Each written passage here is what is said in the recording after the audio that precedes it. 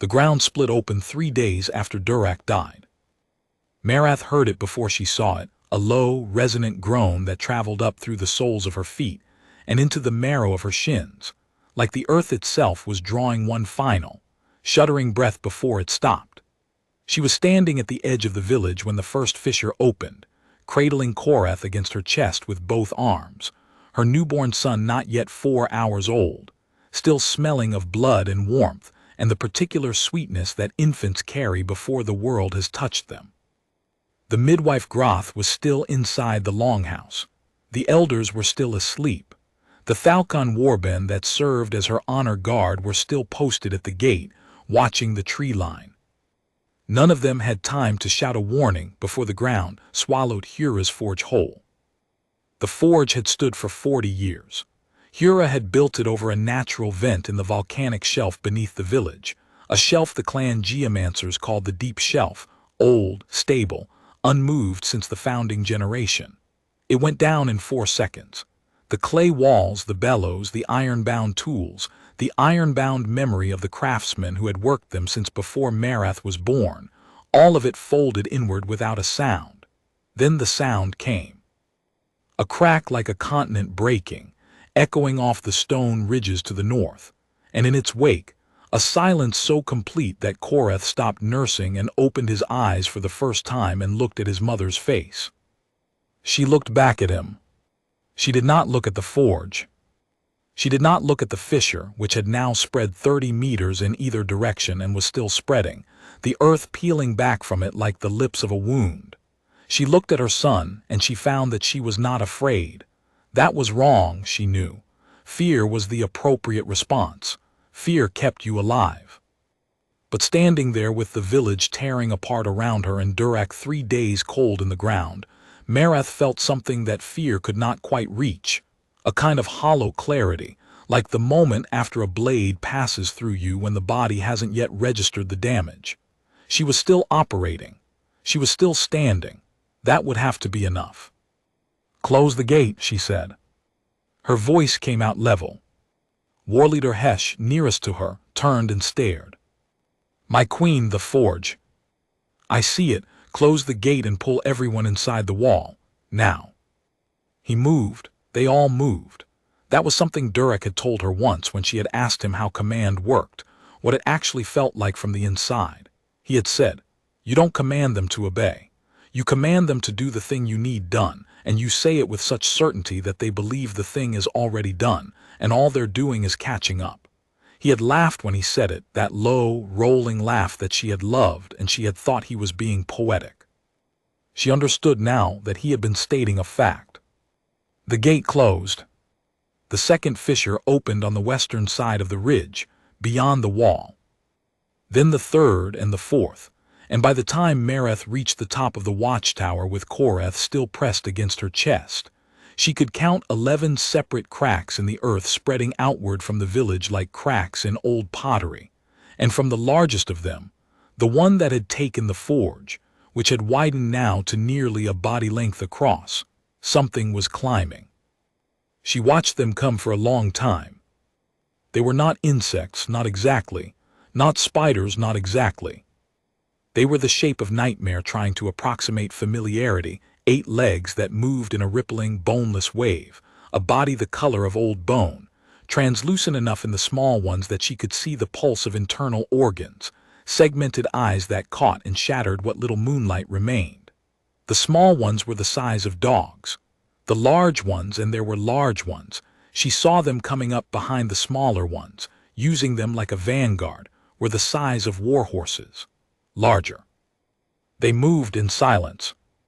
That was the thing she would remember most clearly later when there was a later, not the sight of them which was terrible, the silence. No chittering, no clicking of chitin on stone. Just the ripple of those legs and the spreading dark of their shapes against the pre-dawn ground, pouring out of the fissures like a liquid that had been waiting underground for a very long time. Hesh appeared beside her. "Orders." "What's our count inside the wall?" 43. The rest were in the outer fields when the ground, he stopped. 43, she said. "How many fighters?" 19. The others are elderly, children, the wounded from the border skirmish last week. She did not ask about Durek's warband. Durek's warband had died with him on the border 12 days ago, cut down by Kethan cavalry on the Grayville Road. That was why she was wearing the crown. That was why she was the one looking at the things climbing out of the earth and deciding what to do about them. Stone stockpile. Full. We had a mason crew working on the northern wall. Good. Put the masons at the northern wall with the heaviest stones they can lift. Put 6 warriors at the gate. Put the rest in pairs on the wall walk, torches lit. If those things breathe what I think they breathe. Fire, Hesh said. She had seen it on the smallest one already, a thin gout of pale flame from a slit just below the mandibles. Not true fire.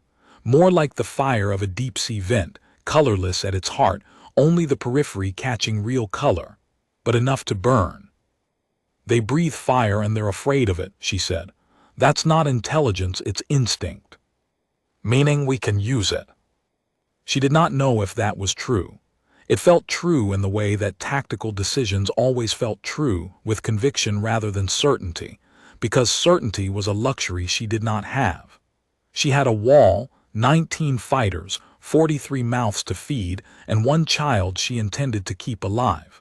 She would make do with what she had. My queen. This was Groth, the midwife, climbing the last steps of the watchtower stairs with a carrying wrap in her arms.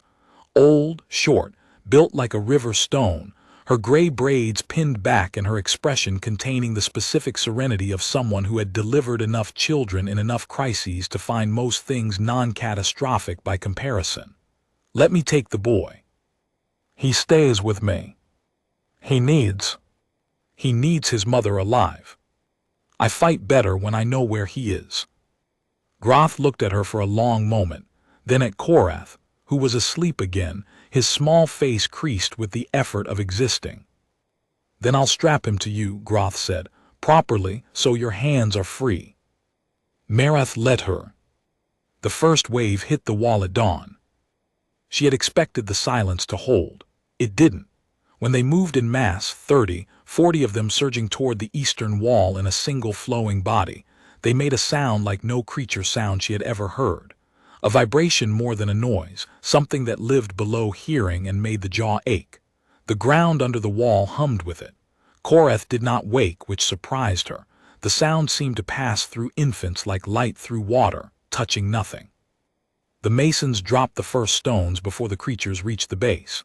Good drops, accurate drops, the kind that came from men who had spent their lives calculating weight and angle and fall. 3 of the small ones were crushed. 6 more barely slowed. The creatures that were hit seemed to communicate the impact to the others not through sound but through body, a ripple of reorientation, a shifting of direction, like a flock of birds adjusting its course in the instant before it banks. Hesh had been right to call it a hive mind. She had not needed Caitlin's biology lesson to see it. Caitlin was not here. Caitlin was the Thalcon woman, half-elf, half something else, all scholar, who served as the clan's naturalist, and she was on the wrong side of the largest fissure in the lower village, last seen running toward the swamp path with 3 of the elders. Marath hoped she was alive. Caitlin's knowledge would be useful. Right now, Marath was working with observation alone. Observation told her the creatures did not like fire. When the warriors at the wall threw the lit torches over the edge, the surge paused.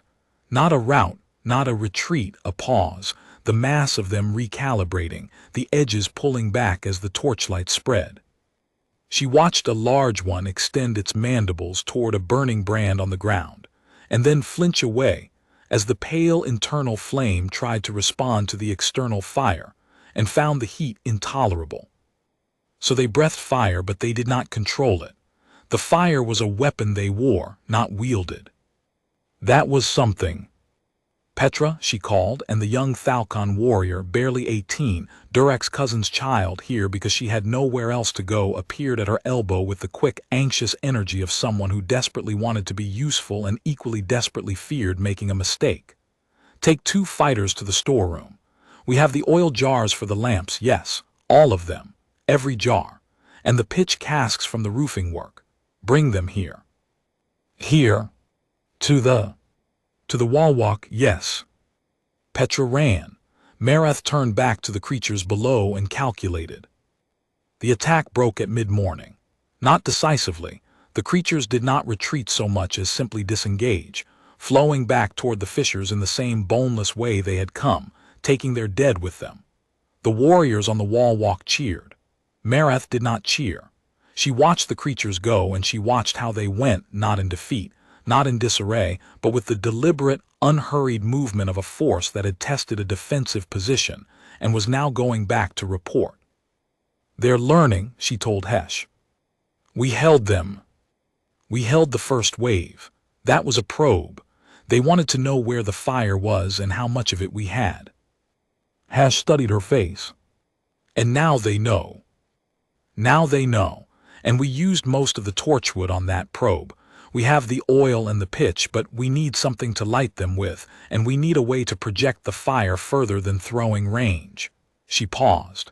Where's the old siege equipment? In the Eastern Armory. Durek had it decommissioned last year. The wood is rotting. Then we fix the wood today. They had 8 hours. It took 9, but the catapults worked. 2 of them anyway. Hesh had a gift for improvised machinery that Marath had not known about until she watched him work. The big warrior on his knees with a mallet and borrowed knowledge and a stubborn certainty that something would hold if you hit it correctly often enough. He stripped the rotting sections and replaced them with beams from the granary roof. Not ideal wood, too green, would warp in sustained use, but they did not need sustained use. They needed one night. Caitlin appeared at the gate as the sun went down. She was muddy to her shoulders and missing one boot and carrying a spider, a small one, the size of a large dog, its legs folded and bound with cordage from her own pack, its mandible fire extinguished with river clay that she had packed into the breathing slit.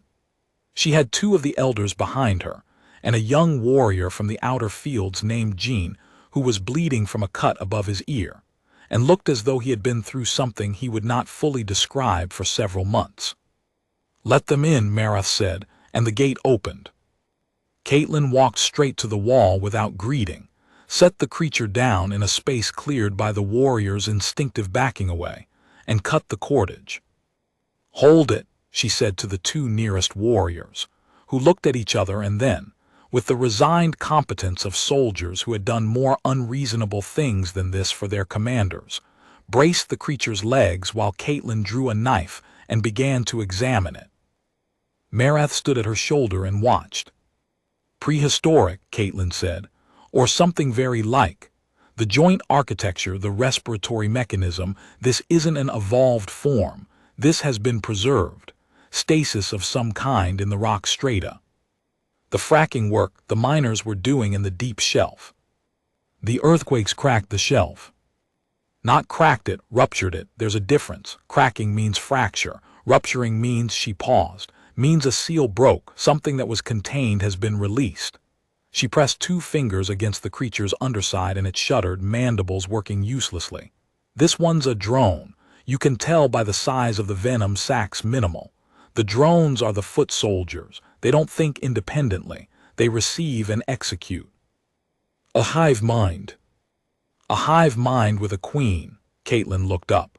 If you kill the queen, the drones lose cohesion. They'll still be dangerous.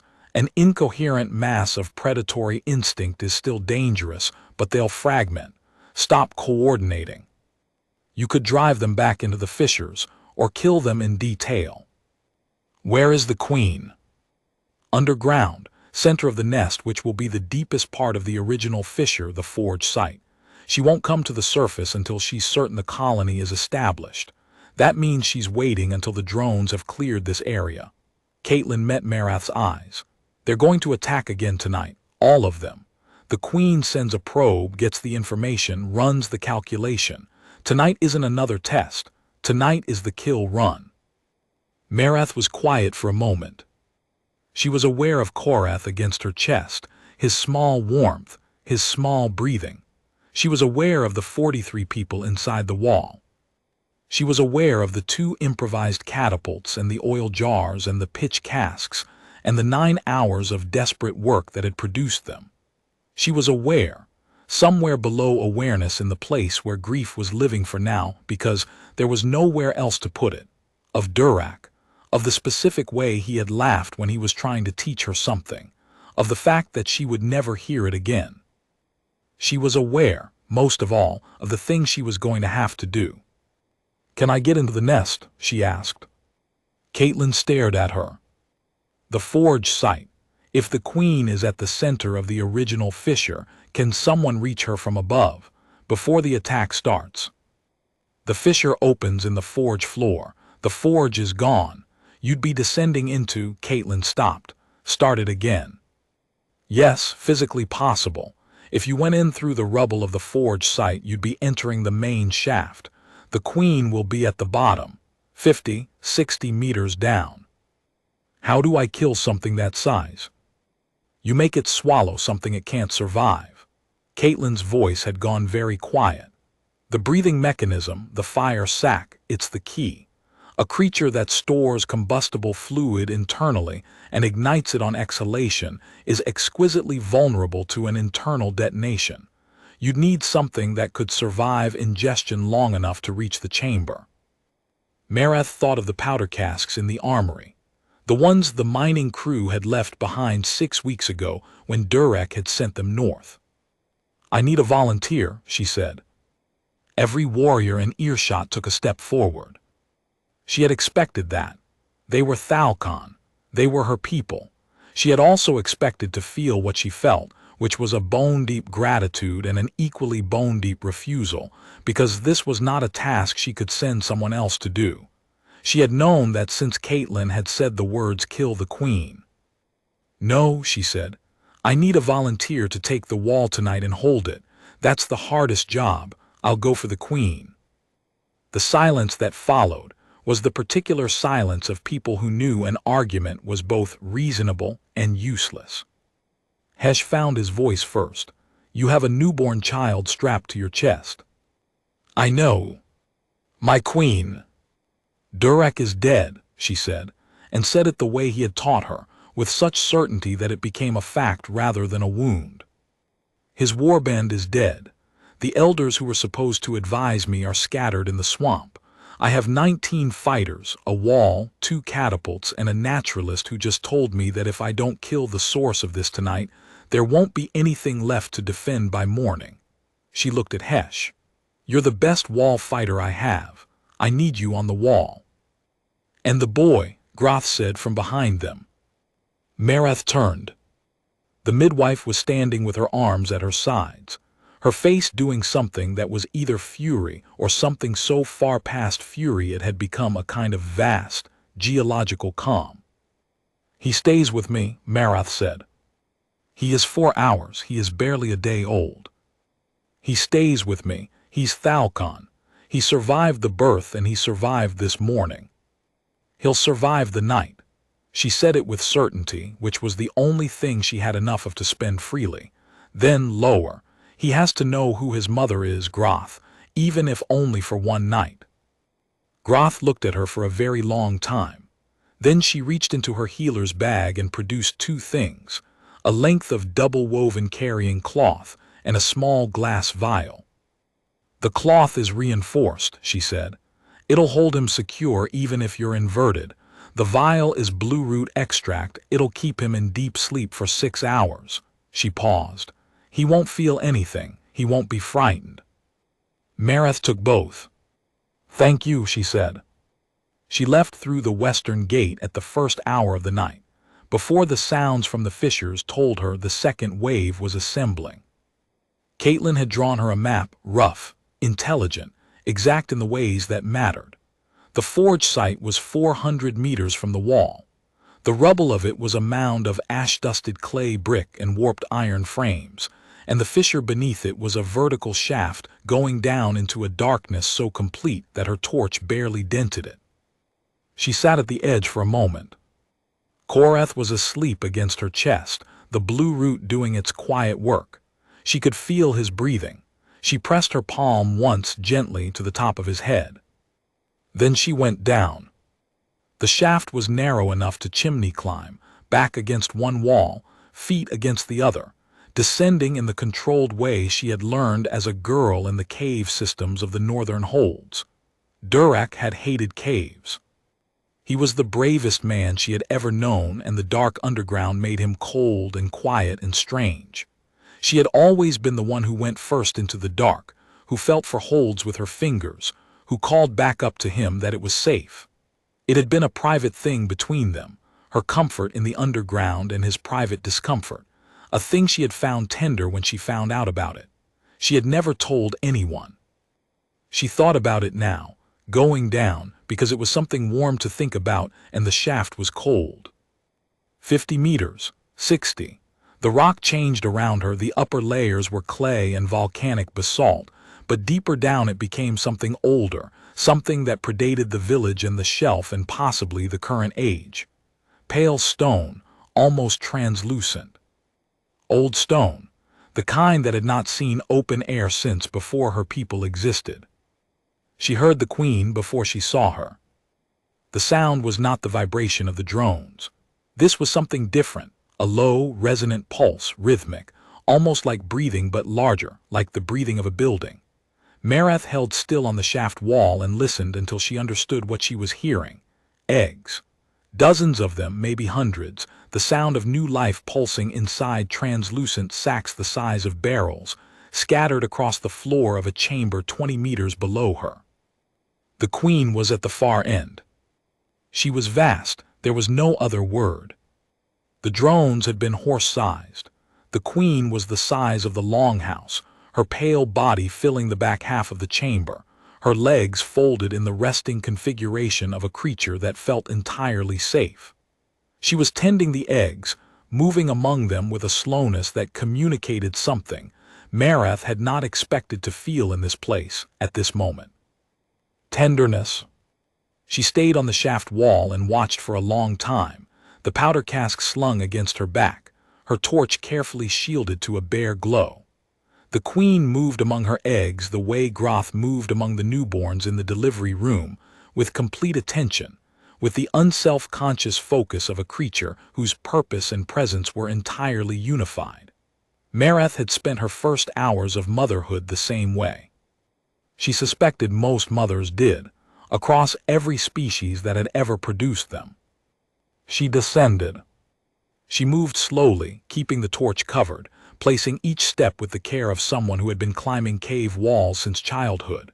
The queen did not hear her. The queen's senses were, Caitlin had said, tuned to the surface, to the vibrations of prey moving on open ground.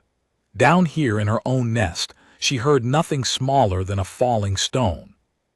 Marath crossed 15 meters of egg-scattered floor. She was close enough to see the scale detail on the queen's abdomen, old bone overlapping like shields, pale as deep-sea creatures, marked with the faint chemical signature of the fire fluid that ran in channels beneath. She could see the great breathing slit on the queen's underside, larger than any aperture on the drones, capable of producing a gout of flame that would turn the sky orange for 100 meters. She unslung the powder cask. It was the size of a beer barrel.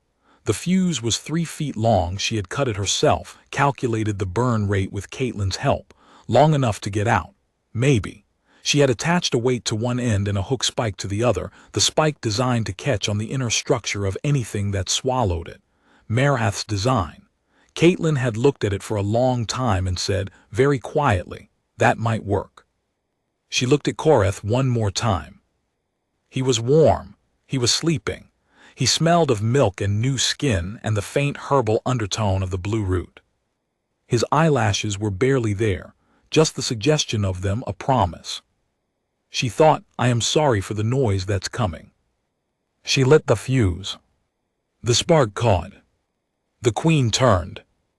Marath threw the cask with everything she had, not at the queen's mandibles, not at the visible body, but at the breathing slit, the open throat of the fire mechanism, aimed by the same instinct that had aimed 1,000 throwing weapons in the training grounds of her childhood. The cask went true. The spike caught. The queen's reflex was to close, to consume, which was what Marath had counted on. Creatures that ate by ingestion did not discriminate in crisis. They simply closed, and the queen closed around the cask and the burning fuse with the mechanical certainty of a trap. Then Marath ran. Back across the eggs, back to the shaft. She went up the way she had come down, chimney climbing, hands and feet and back moving in the desperate rhythm of pure physical urgency, and Korath slept against her chest through all of it, through the scrape of stone and the desperate breathing and the fuse burning down below her in the dark. She was 40 meters up when the queen realized what she had swallowed. She was 50 meters up when the queen began to make a sound, not the vibration sound, something older, something that might have been pain. She was at the surface, throwing herself over the edge of the rubble, face in the ash-cold clay, when the detonation came. The ground rose. That was the only way to describe it. Not a shaking, a rising, the whole section of earth above the queen's chamber lifting 4 inches and then dropping like a single slow heartbeat. The rubble of the forge shifted. A section of the fissure wall collapsed inward, and then a silence so complete that Marath could hear her own breathing, and beneath that silence, nothing, no pulse, no resonance, no sign of the rhythmic queen sound that had filled the chamber below. She lay in the ash and breathed. Korath made a small sound, the mildest sound, the sound of a person waking from a comfortable sleep to find themselves somewhere unexpected. He blinked at the pre-dawn sky without complaint. "I know," she said, "give me a moment." She lay there a moment longer. Then she got up. The sounds at the wall had changed. She heard it as she crossed the 400 meters back toward the gate, the tone of battle shifting from the desperate high pitch of holding to something lower, more confused. She came through the gate to find Hesh standing on the wall walk and looking out at a field of creatures that were no longer attacking. They were not retreating exactly. They were stopping, moving without pattern, changing direction in mid-stride and changing it again. The coordination was gone. The hive-mind silence that had made them so uncanny was replaced by something fragmented and strange, each creature responding to its own local stimuli, bumping into its fellows, losing the line of advance. A dozen of the larger ones had turned on each other, which told Marath all she needed to know. She climbed the wall and stood next to Hesh and looked out at the ending. "The queen," he said. "The queen," she confirmed. He looked at the bundle on her chest, at Korath's open eyes tracking the torchlight with the vague interest of someone who has slept very well and finds everything new and acceptable. "He was with you. He was with me." Hesh was quiet for a moment. Then, Durek would have, he stopped. "Yes," she said, "he would have." They watched the creatures fragment and scatter as the light came up. The catapults did their work on the largest concentrations, oil and pitch burning in arcs through the morning air, and the warriors on the wall did theirs. And by the time the sun was fully over the ridge, the field below the wall was still. The fissures were still open. They would need to be sealed, which was work for geomancers and engineers in time. The outer village was ruins. The forge was gone. Roy was dead, the old boatman who had run the swamp route for 40 years, killed in the first wave when the eastern wall gave. Guillaume and Rue, the local men who had known every path through the highland marshes, gone. Others. Marath stood on the wall and counted what remained. 29.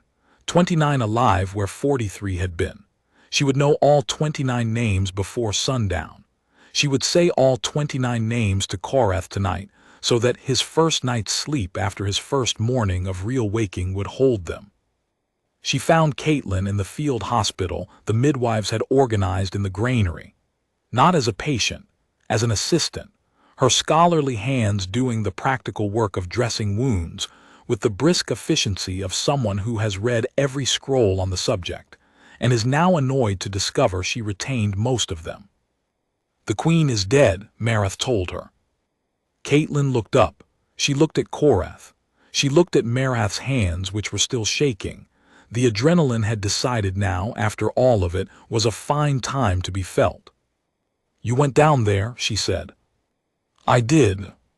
With him. With him." Caitlin was quiet for a moment. Then, "The fissures won't close on their own. You'll need to deal with the remaining drones over the next weeks, disorganized but still dangerous. The nest eggs may continue to incubate. I'd recommend flooding the main shaft as soon as you can source enough water. The marsh aqueduct is still intact. Then within the week, and you'll need to remap the deep shelf. The fracking work has destabilized sections that have been stable for centuries. I don't know what else is down there." Mareth nodded. "Stay," she said. "I need a naturalist."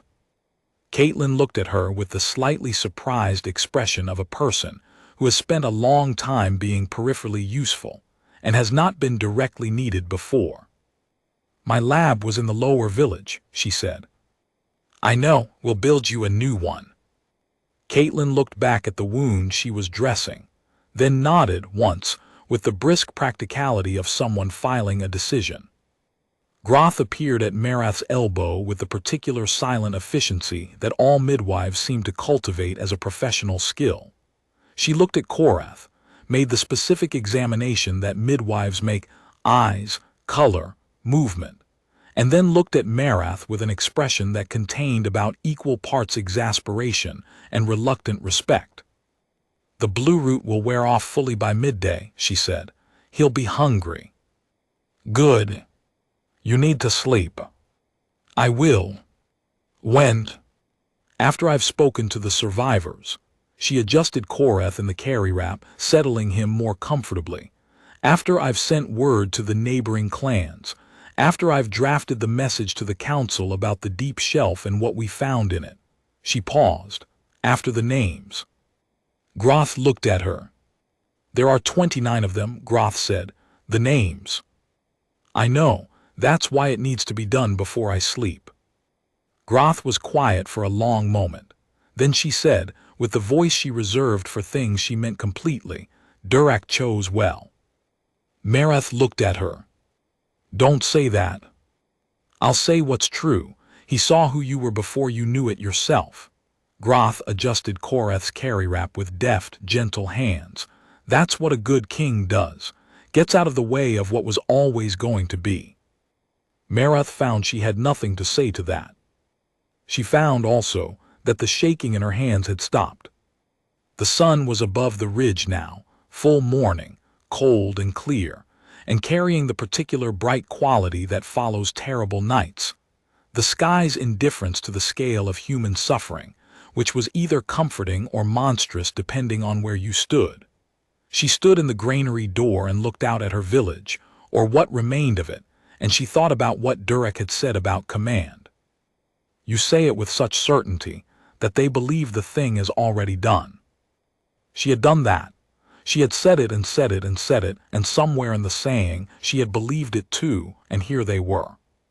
29 people alive. 1 queen dead. 1 child sleeping against her chest, beginning to make the small preliminary sounds of waking hunger, which meant he was well and wanted to be fed, which meant he was the most ordinary, miraculous thing in the world. She went to feed her son. She would deal with the fissures after. She would always deal with the fissures after. That was what queens were for. In the weeks that followed, they found 3 more sealed shafts beneath the highlands, older than the forge shaft, Caitlin said, deeper, the stone around them bearing the marks of deliberate closure, not natural.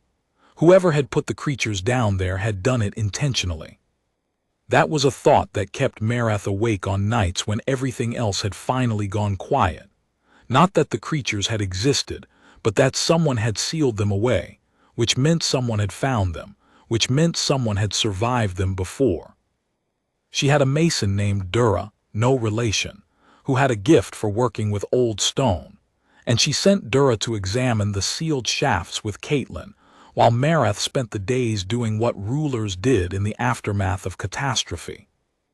Negotiating aid from neighboring clans, rationing supplies, organizing the labor of rebuilding, writing the names of the 20 who had not survived into the village record in her own hand, because that was the only ceremony she had to offer them, and she intended to offer it fully.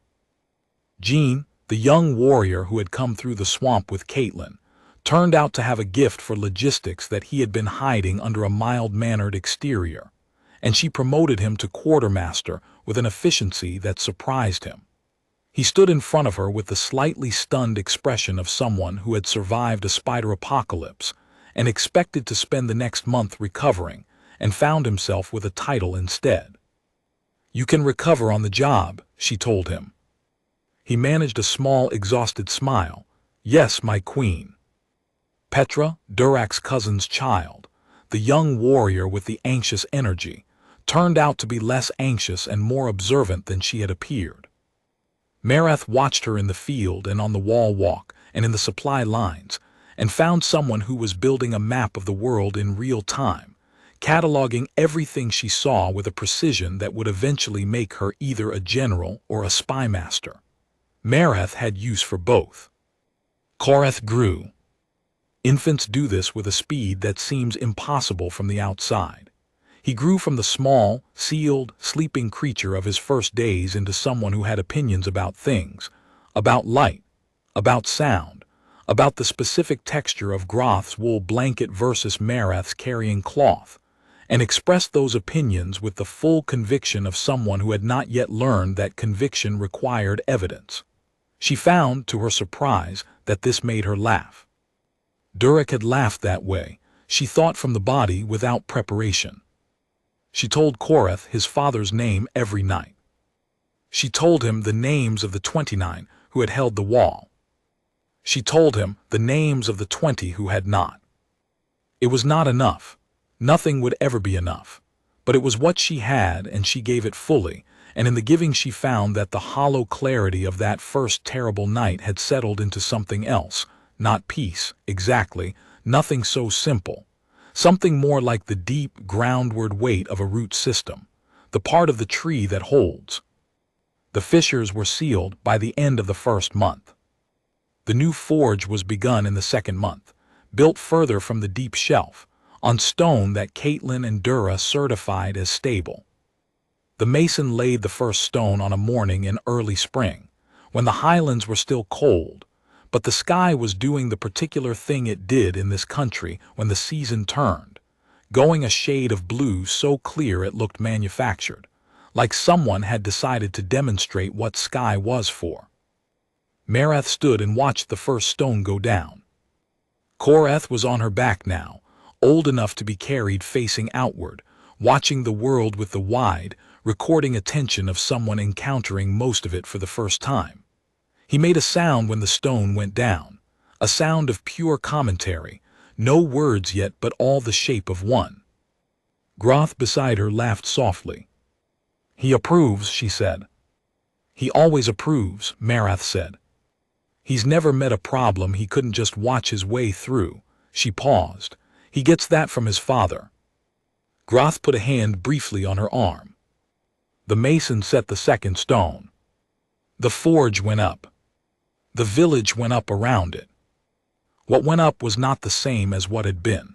Nothing that goes up after a fall is the same. It is made of different wood, different stone, built by different hands, carrying a different knowledge in its walls. But it was a village, her village. Her people's village, all 29 of them and the others who had come after, refugees from the outer settlements, a family from the border towns, 3 Thalcon scholars who had heard about the Queen and wanted to study the sealed shafts and been given guest right and decided to stay. The deep shelf held. The creatures that remained disorganized, diminishing, driven back by Jean's quarterly clearing operations into smaller and smaller territories at the edges of the fissure scars, posed nothing that a prepared warband couldn't manage. They were still dangerous. They were no longer a doom. There was a difference. Marath had learned to live in the difference. On the last night of the first year, she climbed the watchtower alone. No escort, no Hesh, no Groth, just herself and Korath bundled against the night air in his warmest wool. He was standing now, or trying to, bracing himself against the tower rail with both fat, determined fists, and staring out at the highlands with an expression of focused ambition. She stood beside him and looked at the same thing. The fissures were sealed lines in the earth, faint in the moonlight, visible only if you knew where to look. The forge was a warm glow below. The village was quiet in the way that healthy things are quiet, not empty, not held down, just resting. Korath made his wordless sound, the one that meant he was thinking. "I know," she said. "There might be more of them, deeper down or in the next range or under the lowland shelf we haven't surveyed yet." She picked him up, settled him on her hip, let him grab her braid with both hands the way he always did when he wanted to feel anchored. "There might be worse things than spiders, probably are." He looked at her. "But there's also this," she said, "and the forge and Groth. And Jean's logistics reports, which are somehow the most organized thing I've ever read, and Caitlin's new lab, which she's already requesting a second room for." She looked out at the dark beyond the wall, at the scarred earth and the distant tree line and the cold, clear sky above it. "And you." She pressed her mouth once to the top of his head. "Your father would have liked this part," she said, "the part where we're still here." The watch bell sounded below, first hour of the night all clear. She held Korath and stood watch for a while longer, the way she always did, the way she expected she always would, not out of fear, not out of paranoia, but out of the specific, grounded awareness of someone who has been down in the dark and come back and knows, now, what it looks like from above. The highlands were quiet. The village held. She went down to feed her son. The second council came to her in the 3rd month. She had been expecting someone. 3 clans shared the highland shelf with the Thalcon, and all 3 had sent their observers during the crisis, polite, careful watchers who stood just outside Borain, and documented what they could and sent it home. She knew what those reports would have said. Queen widowed before coronation. Newborn on her chest during an active seismic event and creature incursion. Wall held with improvised equipment by a skeleton garrison. Queen entered the primary nest unescorted. What the reports would not have been able to say, because no watcher standing outside bow range could have known it, was why. That was the thing the council would want explained. The 3 clan representatives arrived together, which was deliberate, a show of unified authority, the kind of performance that was meant to communicate that the visitor party was not a collection of 3 individuals with competing interests, but a single body with a mandate. Marath had been trained in the performance since childhood, had watched Durak receive visiting councils a dozen times, had learned from him the specific art of meeting performance with reality, and making the performance feel inadequate by comparison. She received them in the forge courtyard, standing. She had Korath on her hip. She had not done this accidentally. The eldest of the 3, a Brakhar woman named Tessavith, gray-braided and careful-eyed, looked at the child and then at Marath and did not let any readable thought pass across her face. She was experienced. The second, a Vithani man whose name Marath did not know, was less experienced and let a flicker of uncertainty cross his expression before he recovered it.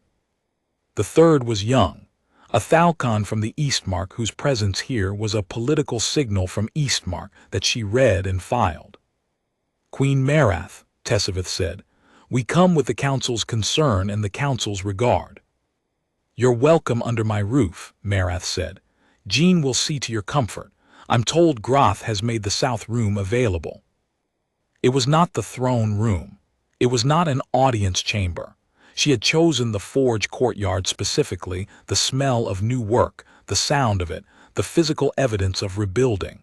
She had learned this from Durak too. The environment of a meeting was half the meeting. They went inside. What followed was 3 hours of the specific kind of political conversation that was 9 parts ceremony and 1 part content, where the content was this. The council wanted oversight. 3 clans whose highlands bordered hers, all of whom had sheltered populations during the creature crisis, all of whom were now aware that the deep shelf beneath this section of the highlands held things that could not be handled by a single clan's resources. They wanted a joint commission. They wanted shared access to Caitlyn's research. They wanted, though they did not say this in words that could be quoted, some guarantee that a widowed queen of 4 weeks' tenure with a nursing infant was not going to be the single point of failure for the Highland stability. She understood them. She even agreed with them in the structural sense. Coordination made sense. Shared resources made sense. A joint approach to the sealed shafts made sense. What she would not give them was what they had not asked for in words but had come to obtain, the impression of weakness. The assumption that because she had survived through desperation rather than preparation, through stubborn improvisation rather than institutional strength, she could be managed. She waited until the 3rd hour, when the ceremony had exhausted itself and only the content remained. "I'll agree to the commission," she said, "with conditions." Tessavith tilted her head. "Name them." "The commission operates under my directorship. Caitlyn's research is shared, but the decisions about what is done with it are mine. Any clearing operation on Highland Shelf territory requires my authorization." She paused. "In exchange, I'll offer the commission full access to our survey data, Jean's tactical records from the 1st and 2nd waves, and Caitlyn's complete notes on the Queen's biology." Tessavith looked at the Vethani man. He looked at the Eastmark representative. A conversation happened in the look that Mareth watched without appearing to watch. "The directorship will be contentious," Tessavith said. "There are those on the council who will say that a crisis of this scale requires." "A crisis of this scale was handled," Mareth said, "by this garrison with those resources." She said it without heat. "I'm happy to be contentious." The Eastmark representative, young, careful, made the small sound of someone suppressing a laugh and then not entirely succeeding. Tessavith looked at Marath for a long moment, and in the look was something that was not approval, exactly too professional for approval, but something adjacent. Recognition, perhaps, the acknowledgement of a peer. "We'll bring the conditions to the council," she said. They did. The council argued for 2 weeks. They agreed. She wrote to Durak's mother about the outcome, as she wrote every month, not because protocol required it, but because the old woman had a gift for cutting through the ceremonial weight of events to their actual structure, and Mareth found the letters useful in the way that she found all honest clarity useful. The old woman wrote back, "He would have enjoyed watching you work." Mareth folded the letter and put it with the others she was keeping. Caitlyn's 2nd room arrived before the 2nd sealing operation, which was a small practical victory that Mareth noted with satisfaction. She had learned early in the rebuilding work that the best way to move a scholar from theoretical interest to operational commitment was to give them more shelf space. The 2nd sealed shaft proved different from the 1st. The clay used to seal it was older, marked with symbol work that Caitlyn could not immediately identify. No creature sounds from within, either empty or sealed so deeply that the sound could not travel. Dura the mason examined the closure work for a full day, and then produced a written assessment that was 14 pages long and concluded, essentially, that whoever had sealed this shaft had been an excellent mason who had also been afraid of something very specific. "We don't open it," Mareth said. Caitlyn looked up. "I thought. We document it, we map it, we seal it again with better materials, and we build a permanent watch post above it." She paused. "We learn what we can without opening it. And if there's something in there, that's actively dangerous to leave sealed. Then we'll find out from the outside before we find out from the inside." She met Caitlyn's expression. "I went down into the 1st shaft. I'd like to not make a habit of it." Caitlyn considered. "That's reasonable." "Thank you. I still want the 2nd room." "You have the 2nd room." The watch post went up in the 4th month. Jean organized the rotation with the same quiet thoroughness he brought to every task, the logistics spreading from his corner of the rebuilt Great Hall like a slow, competent flood. He had found, somewhere in the chaos of the first weeks, 3 apprentice-caliber workers who moved under his direction with the synchronized ease of people who had found their calling, and were somewhat stunned to have found it this way. Marath watched the post go up and thought about watch posts and fissures, and the things that got sealed underground by people who were afraid of them, and she thought about what Caitlin had said about the symbol work, not identifying it, just noting its existence. Someone had known. Someone had sealed these things in the earth and left markers and hoped the markers would be enough. They hadn't been enough. The fracking had broken the first seal and the rest had followed. She sent a message to the mining consortium that had ordered the fracking work. A formal message, the kind that was also a legal document, the kind that required a response. The response came 3 weeks later from a factor who expressed deep institutional regret and offered compensation in the form of materials and labor, which was useful, and also disclaimed any specific organizational knowledge of the deep shelf's historical contents, which was either true or a careful lie. She kept the document. She filed it where things went when they were not resolved but were not forgotten. On the night the forge roof was completed, the last major structural piece of the rebuild, the one that meant the forge was functional again, the one that the smith named Hura's apprentice had been working toward since the day after the battle, the village held a fire night. Marath had not planned it. It happened the way things happened in small communities when a thing was finished and everyone knew it. Someone made food, someone else brought the casks up from the cold cellar. Someone built the bonfire in the courtyard before anyone had formally decided there would be a bonfire, and by the time the sun went down the decision had been made by collective momentum. She sat on the courtyard steps with Koreth in her lap and watched her people be glad. He was 6 months old now, which meant he had opinions about fire and communicated them in the language of pointing and making sounds to confirm you had noticed what he had noticed. He pointed at the bonfire. She confirmed it. He pointed at it again to be sure. She confirmed it again. He appeared satisfied with this exchange and leaned back against her chest with the ease of someone who has found a good spot and intends to remain. Hesh sat down on the step beside her, a cup in his hand, and was quiet for a while. "We're not done," she said. "I know. 2 more sealed shafts. The Eastern Range survey we haven't started. The commission's meeting in the 6th month." She watched Petra across the courtyard, the young warrior deep in conversation with Jean about something that involved both of them drawing diagrams in the air with their fingers. Half the village is still temporary structures. "We've been harder hit," he said, "and rebuilt faster." "We have." She was quiet a moment. "Do you miss him?" Hesh did not answer immediately, which was how she knew the answer was yes, and that he was deciding how to say it. "Every day," he said. "He was the best war leader I've ever served and the best man." He looked at the bonfire. "But you're a good queen." She did not say, "I had a good teacher." She thought that was enough. Koreth grabbed her finger and held on. He was beginning to do this with the focused determination of someone practicing a skill, which she supposed was exactly what it was. She let him hold and felt the small, warm pressure of it, and thought about the forge shaft and the queen chamber and the 50 meters of darkness and the fuse burning, and the decision she had made.